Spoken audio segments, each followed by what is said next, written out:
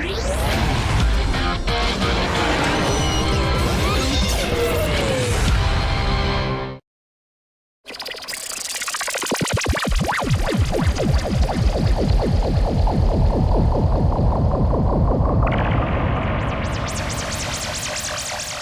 races to go in the Formula One World Championship, and coming up next is another back-to-back pair of races at Greater Noida in India and Yas Marina in Abu Dhabi.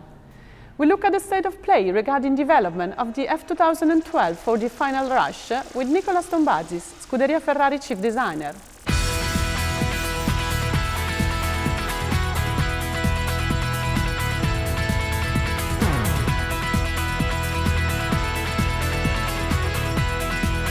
Four races to the end of 2012 season.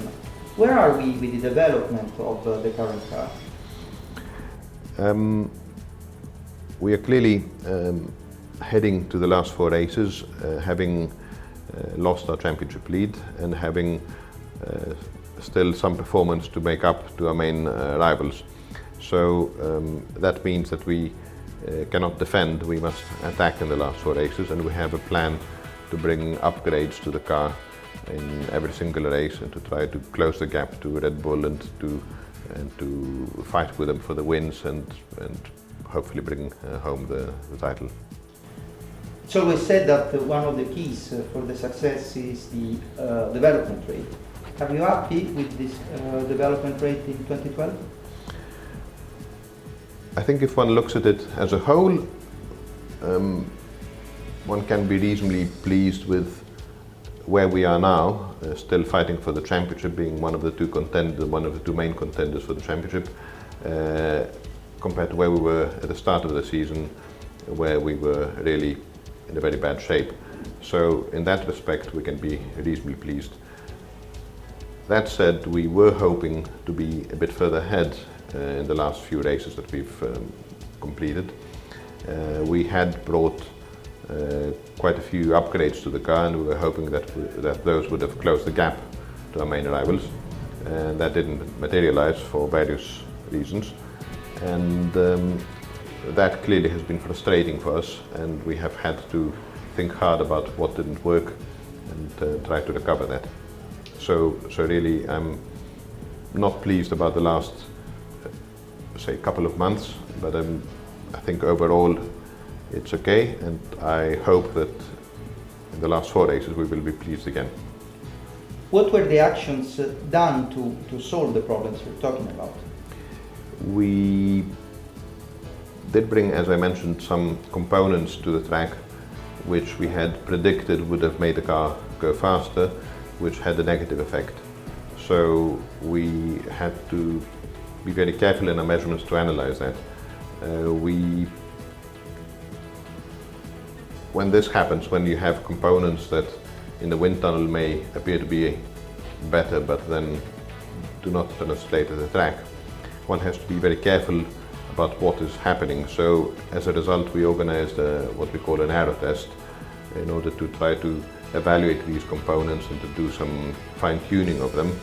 And this was completed before the India weekend, and we got some very interesting answers, some very clear trends about what was wrong, and we believe that we have taken steps to recover that. Looking at longer term, what are the actions to solve the problems of correlation? And I would like to ask you to explain also the meaning of the word correlation in the aerodynamic world, to make the Ferrari wind tunnel more competitive compared to the rest of the Formula One world? Well, in Formula One aerodynamics, when one talks about correlation, one really means the level to which your wind tunnel can predict the performance, the aerodynamic performance of the real car at the track. A wind tunnel correlation is not black and white. It's not either you have it or you don't. There's different degrees and levels. There can be miscorrelation for a lot of different reasons, whether it is the flow quality or whether it is the scale of the car or the size of the wind tunnel or some geometrical differences, etc. There can be a huge number of reasons for which you may have problems with correlation. What our tunnel is clear is that we've had some areas where we've actually failed in bringing the performance of the car. So there are some undeniable problems that we need to solve. What we have decided to do is to take some fairly significant steps to upgrade our wind tunnel to bring it to the forefront of the technology that is known at the moment. Compared to some of our rivals, our tunnel is now a bit older, and we believe that it has fallen behind in some of these aspects. So that's why we have decided to perform these fairly major upgrades. Now these clearly take some time, and there will be some months during which one has to do these actions, and clearly we cannot stop development during that time. So we will be renting a wind tunnel commercially and performing our development there while we perform these upgrades in our own wind tunnel. And hopefully by the end of that process we will be able to come back to a much more accurate and good facility and carry on developing in our own house. How difficult is to work on two different wind tunnels at the same time? In an ideal world, if one has a wind tunnel where one gets all the good results, etc., to have one wind tunnel is actually a lot simpler than having two, because one doesn't have to go back and forth, do comparisons and so on. One can rely on what one is measuring. When one has some correlation issues, it's useful on the other hand to have some checks in another facility and to be able to compare the results from different facilities. So that's why we've had to use another wind tunnel. So it makes life more complicated for sure, but when one has these correlation issues, it's quite useful. Coming back to the last part of the current season, how do you foresee the behavior of the car in the next 4 races from the aerodynamic point of view? The last 4 races are all reasonably high downforce circuits. Now 2 of them are, let's say, close to maximum downforce. Another 2 are slightly more moderate levels of downforce, but all fundamentally reasonably high downforce circuits. So there's not a huge difference in the aerodynamic setup of the different races. There are some differences, but not massive. So our objective is not really circuit dependent, but it's more trying to bring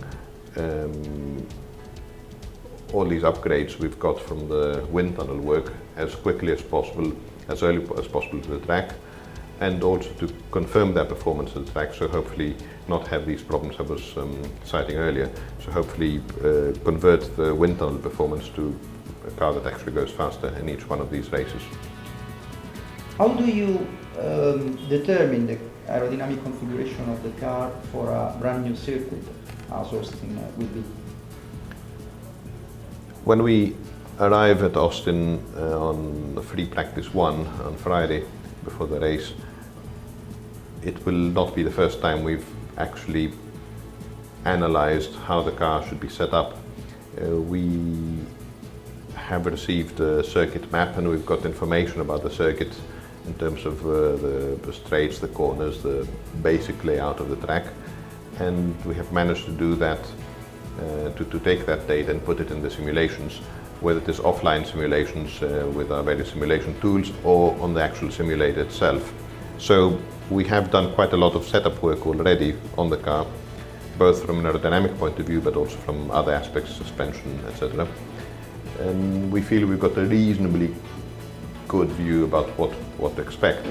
Clearly, once we arrive there, then there will be obviously fine-tuning, there will be some aspects which maybe haven't been simulated completely and will need some adjustment, and that will happen during the Friday before the race. Last question, looking at next year, where are we with the development of the design of the 2013 car? The 2013 car is at quite an advanced stage.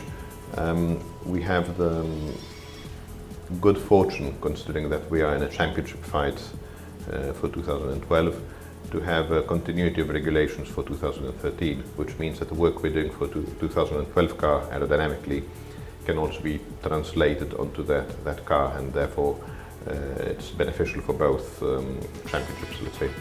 From a mechanical point of view, of course, we've had to finalize a lot of the car, all the chassis, gearbox, mechanical layout, suspensions, crash structures are all fairly finalized, because we need to obviously be producing pieces, and the car is already in production at the moment.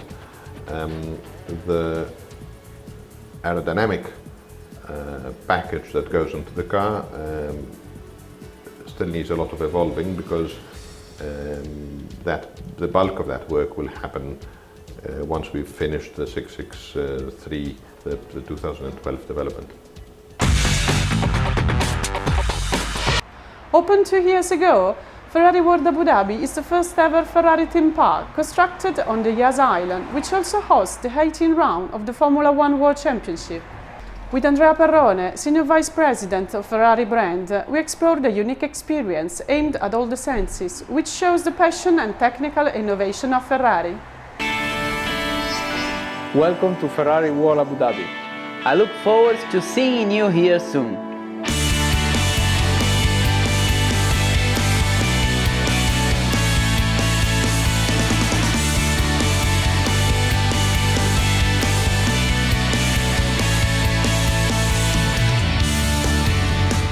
Ferrari World Abu Dhabi is the first Ferrari theme park in the world. It's the largest indoor attraction of its kind. The idea to open this theme park came directly from Mr. Montezemolo, our president. Abu Dhabi has been a normal consequence of the partnership between Ferrari and Mubadala. And became a landmark not only in the UAE market but even more at a worldwide level. The park today it's definitely one of the main attractions of the UAE.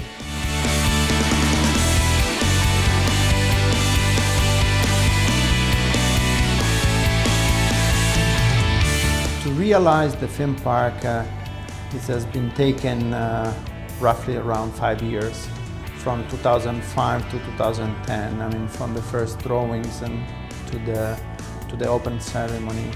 And of course, it's been a very challenged period for all the people involved in the project, but more than ever, has been so successful for all of us.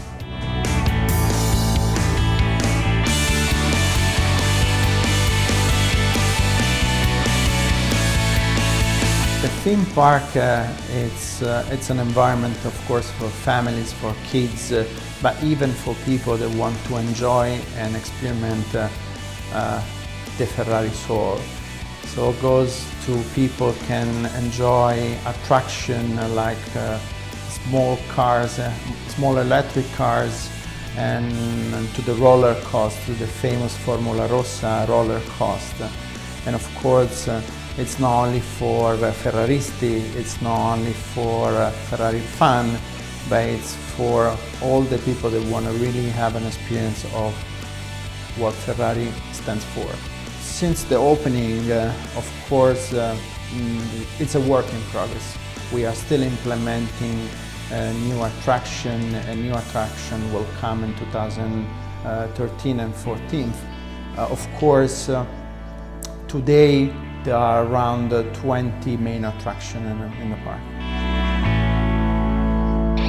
Formula One, it's very important for the brand strategy, especially on the merchandising level.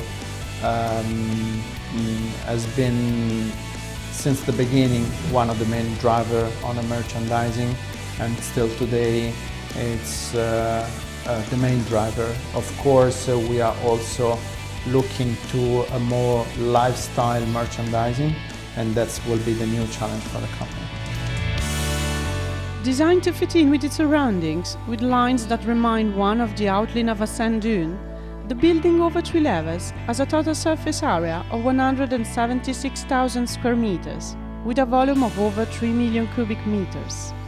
It boasts numerous attractions which tell the story and reflect the passion, excellence and performance of Ferrari technological innovation.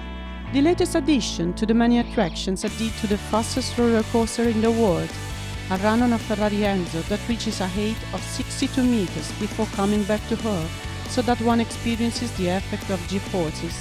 The exciting run on water right to the heart of a 12-cylinder engine, and many dedicated to the youngest. His journey through Italy, a 4D experience through environments and scenes where no Ferrari has ever been before.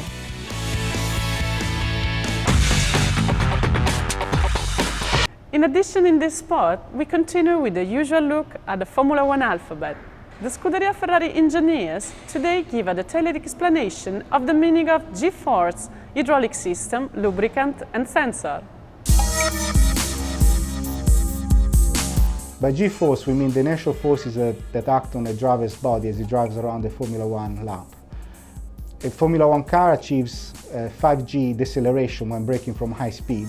5G means that the car accelerates 5 times faster than it would if it was dropped in free fall in a vacuum. Obviously, it is a very high level of acceleration, and because force is proportional to acceleration, this means that a force 5 times bigger than the body weight of the driver is acting on the driver himself. So for a driver who weighs perhaps 70 kilos, we've got a force equivalent to 350 kilos acting on the driver's body and squashing him against the car. Obviously, this is a really high force, and therefore the driver must be very well trained in order to be able to sustain this force while controlling the car. Perhaps the most noticeable effect of G-force happens when you're actually cornering. So in this case, it's the maximum lateral acceleration for a Formula One car is about 4G, and this is exerted on the whole body, including the head of the driver. Now, a driver's or a human being's head weighs around 6 kilos. So a G-force of 4G means that there is an equivalent of about 24 kilos mass or force pushing sideways on the driver's head. And obviously it takes a lot of training for the driver to have a neck that can sustain such a force for the hour and a half that a GP lasts. The hydraulic system of a Formula One car supply several actuators, like the gearbox actuator, the clutch actuator, the differential control, drive-by-wire, and also the power steering, which is supplied by the hydraulic plant. The kind of system is very similar, or is, let's say, studied and designed on the base of the aeronautical and experience. And this is mainly because a Formula One car is subject to very high acceleration, and like an aircraft is much better, or is mandatory to have a lower pressure maintained into the system to avoid air or missed actuation or problem in the actuation itself. As said, the supply of the hydraulic enable quick actuation and allow the driver to control and do several commands like different shape and control, and also reduce by means of the power steering, reduce the effort that he has to put on the steering wheel in a turn. So sensors are something like these two pieces here, and as you can see, they are so small that basically they can be placed in all the areas of the car, like the engine or the gearbox. Thanks to this, sensors are able to tell us each time and each moment what the car is doing when it's out on the circuit. Then at the racetrack, we use all the data given by the sensor. We mix them with the feeling of the driver, and on this base we play on the car setup in order to build a quicker car. So at the end, this is the way we work when we are on a race weekend. Lubricant is a really critical part of the car that keeps all the working parts of the car working perfectly. Shell supplies Ferrari with a range of lubricants, so Helix engine oil, hydraulic oil, gear oil, KERS fluids, and all of these products play a really critical part in keeping the engine and the car very, very healthy. The Helix engine oil in particular plays a really important part in not only delivering improved performance for the engine, but but also increasing engine durability and reliability. These days, with each driver only having 8 engines for the whole season, the lifetime of the engine can be over 2,500 kilometers, and the engine oil plays a critical part in making sure that the Ferrari engine can reach the end of its lifetime. Scuderia Ferrari Racing News will be back on 10 November with previews of Austin and Sao Paulo races and the latest news from Maranello.